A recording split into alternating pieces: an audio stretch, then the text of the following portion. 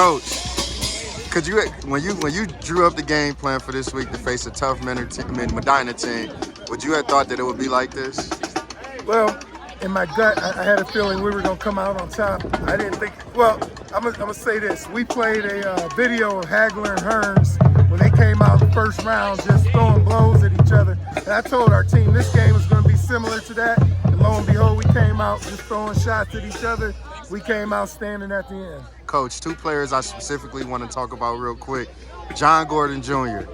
2 interceptions. He did a lot on both sides of the ball, and a man who a lot of people consider as Mr. Ohio football, Marquise, was just dominant today. Can you just talk about your two players? Well, I'm going to say this about John Gordon, number 0.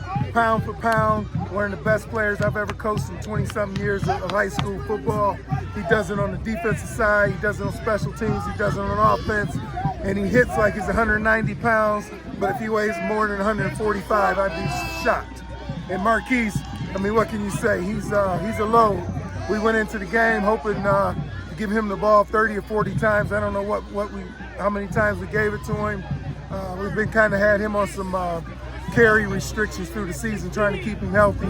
But we knew tonight we had to feed him, and he did what he does.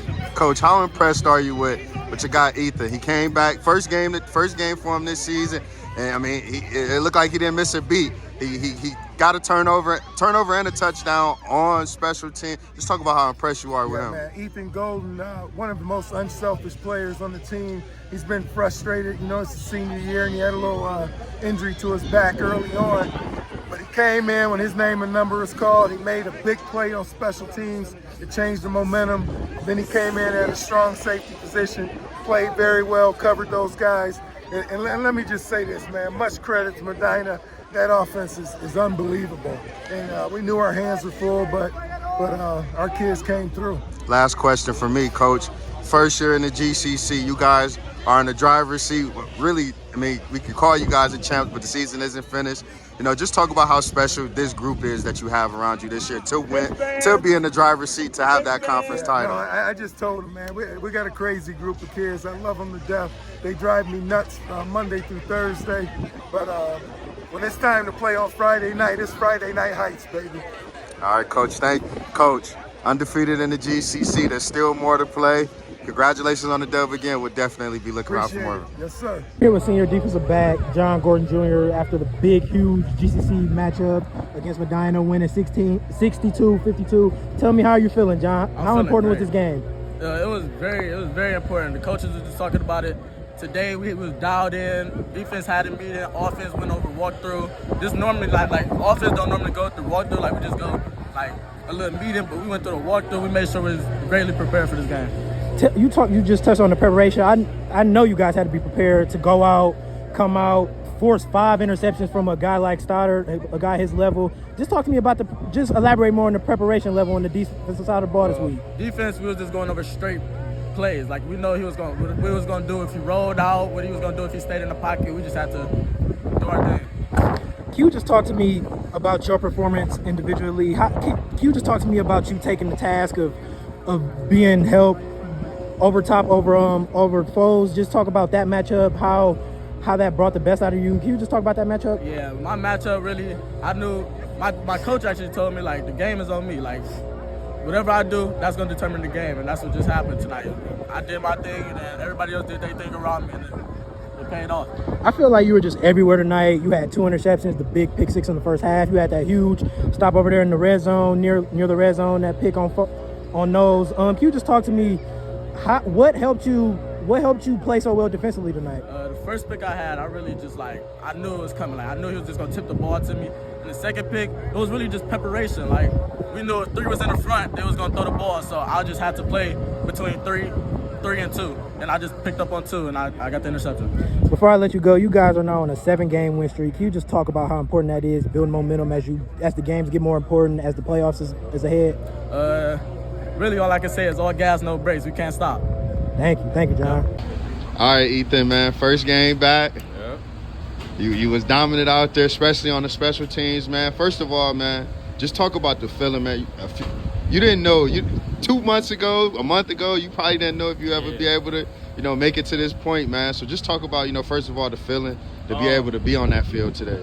You know, it's just something that I'll never again take for granted. You know, because at the beginning of the season, you know, had some back troubles, didn't really know how serious it was, and then I found out that I had fractured my spine, and I didn't know if I was going to be able to play my senior year. So really just being able to be back on the field and play is just really a blessing, and you know, happy we came out with a W. Man, big blessing, man. Talk about, man, what you saw out there on that special teams, man. You know, he was able to, you know, poke the ball loose, man, and, you know, give your team great position to be able to, you know, punch it in a few plays later. So just talk about that right there. Really, you know, just special teams is really a thing that we focus on during practice and stuff, especially after last year, you know, it just became a big part of our focus. And they just told me go out there and make a play. And I looked at the coach and said, I got you. And that's what I did. Man, talk about your running mate, John Gordon, man. John he's a beast, man. Yeah. He's a beast. So just talk a little bit about him. You know, just a great guy, leader on the team, you know, captain. And just make sure that everybody's heads is up and stuff. And also, heck of a player. Like, you see it out there, offense, defense, does not come out at all. And just really just does it all. Man, I appreciate it, Ethan, man. First game back. Got a few more, man. We're gonna be looking for it. We're gonna be looking for you in these next few games, man. I appreciate it. Thank you. Marquise, man. Back-to-back weeks, 6 touchdowns, well over 200 yards rushing today. You got a crucial pass deflection late in the game to keep the momentum on you guys' side, man. First of all, my first question is, do you believe today, man, you put on the effort, you showed those people why you should be Mr. Ohio football? I think I've proved my point plenty of times. I'm humble though, so I'm just got to keep working and perfecting my craft because I ain't perfect, and especially not how I want to be. Man, just talk about the game today, man. I heard you on the sideline. You was telling some people on the other team, man, that they some little boys, you a grown man, you ain't to be messed with.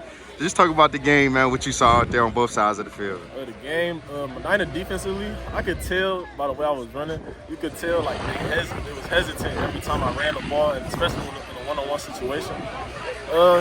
I know that I'm a very dominant person, and I hate letting one person take me down, so I try my hardest not to let one person take me down and have more like the whole team take me down instead of one. Do you think, man, you know, early in the season you guys faced Paramus Catholic? I was hearing Paramus was a very, very, you know, aggressive team. They tackle hard. Do you think like a team like that, man, who kind of, you know, was very aggressive that day, kind of prepared you to go through the season where, you know, it's not easy to take you down with just one person?